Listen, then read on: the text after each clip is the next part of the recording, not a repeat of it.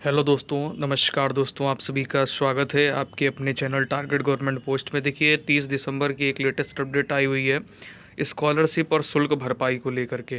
तो इस पूरी वीडियो को एंड तक वॉच करें। हालांकि एससी और एसटी के लिए जो है ना नई शर्तें लागू कर दी गई हैं।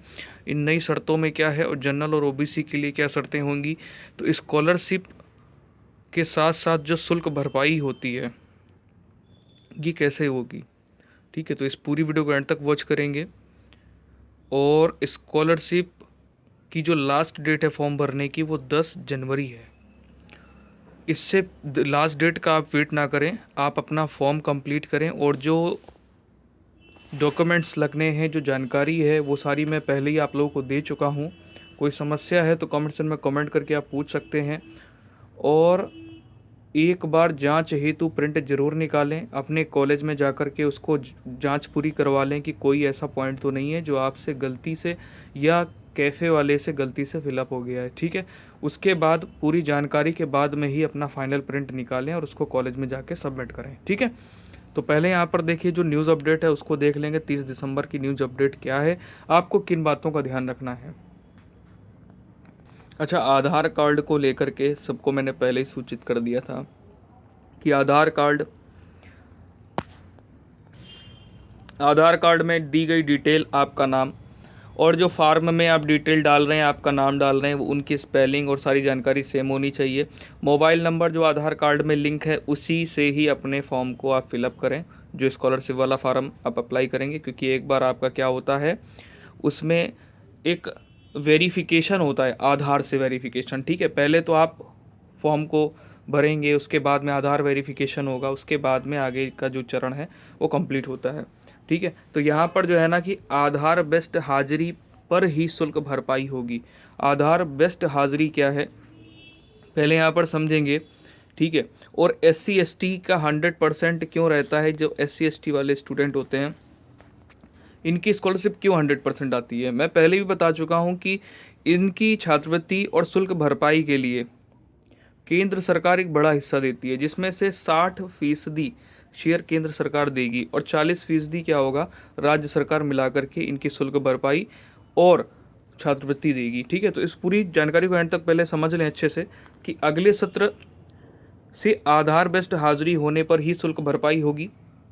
छात्रवृत्ति और शुल्क प्रतिपूर्ति योजना में SC वाले जो छात्र हैं, ठीक है, ऐसी छात्रों की योजना में केंद्र ने एक जो है ना कड़ी एक शर्त लगा दी है। क्या कड़ी शर्त है, ध्यान देंगे यहाँ पे कि SC ST छात्रों के लिए 60% शेयर देने का फैसला केंद्र सरकार ने कड़ी शर्त लगा दी है। 60% तो देती है, ये एक बड़ा हिस्सा देती है, पहले भी बता चुका हूँ मैं।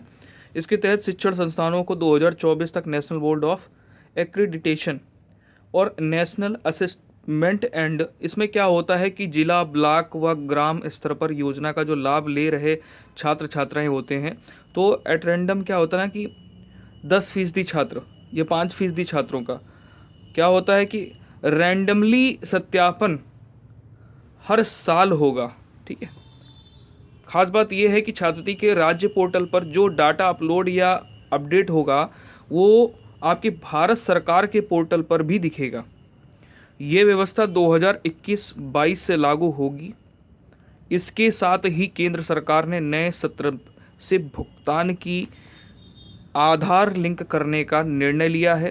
तो वो तो हो ही रहा है भाई, केंद्र सरकार ने लिया, लेकिन राज्य सरकार ने यूपी में ये प्रयोग इसी सत्र से शुरू कर दिया है। आधार लिंक वाला आप देख रहे होंगे, आधार लिंक करने का निर्णय। तो आधार से अपडेट वाला जो सिस्टम है वो यहाँ पर राज्य सरकार यूपी में भी ये जो है ना इसी सत्र से इसका जो प्रयोग है वो शुरू कर दिया गया है। और SC छात्रों के लिए इस योजना में केंद्र सरकार 60 व राज्य सरकार 40%। वर्तमान में प्रदेश में SC छात्रों को छात्रवृत्ति व शुल्क भरपाई के लिए 1948 करोड़ की जरूरत होगी। इसमें से 1180 करोड़ केंद्र सरकार देगी। ठीक है, अब बात यहाँ पर क्या भाई, शर्तें क्या है कि 75% उपस्थिति पर ही पूरा भुगतान होगा।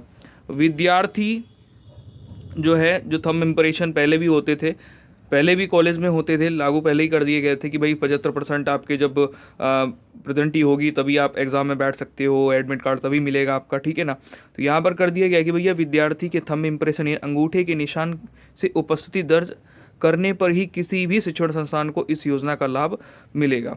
विद्यार्थियों को अनिवार्य रूप से 75% उपस्थिति पूरी करने पर ही भुगतान होगा, ठीक। इससे घपले भी रुकेंगे, ऐसा बोला जा रहा है, ऐसा मानना है, इसलिए ऐसा किया गया है, ठीक है। तो अभी तो 2024 तक ग्रेडिंग अनिवार्य, रैंडम सत्यापन भी अभी नहीं है, मतलब 2024 तक पूरी तरीके से अनिवार्य कर देंगे, इनका कहना ये है, ठीक है ना। तो 1 फरवरी तक देनी होगी डिमांड। केंद्र सरकार ने एससी छात्रों को 60% शेयर देने का प्रावधान तत्काल प्रभाव से लागू कर दिया है। राज्य सरकार को इस मद में 1 फरवरी तक अपनी डिमांड भेजनी होगी, ठीक है, कि कितने की डिमांड है। जितनी राशि राज्य सरकार छात्रों को खाते में भेजेगी उसके आधार पर अपने हिस्से की गणना करते हुए केंद्र भी सीधे छात्रों को डीबीटी के माध्यम से भुगतान करेगी, ठीक है। तो ये एक संक्षेप में क्या है, काफ़ी डिटेल में जानकारी यहाँ पर दी गई है, जो कि आप लोगों ने यहाँ पर देखी, समझी। उम्मीद है आपको समझ में आ गया होगा। अब बात यहाँ पर ये आती है, जो जनरल और ओबीसी वाले छात्र हैं इनको स्कॉलरशिप कैसे मिलेगी। तो मैं इसको बता ही चुका हूँ पहले भी कि जो मेरिट के आधार पर इनको जो है ना स्कॉलरशिप दी जाएगी, ठीक है, समझ रहे हैं। तो उम्मीद है समझ में आ गया होगा। SC ST वालों को तो टेंशन ही नहीं है, तो लगभग मिलना है, लेकिन टेंशन ये हो गई है अब कि भैया इनका जो है ना 75% जो है ना उपस्थिति होनी चाहिए, ठीक है। तो वीडियो को आगे तक शेयर जरूर करें, अच्छा लगा हो तो लाइक करें। मिलते हैं वीडियो में, अपना ख्याल रखें। जय हिंद।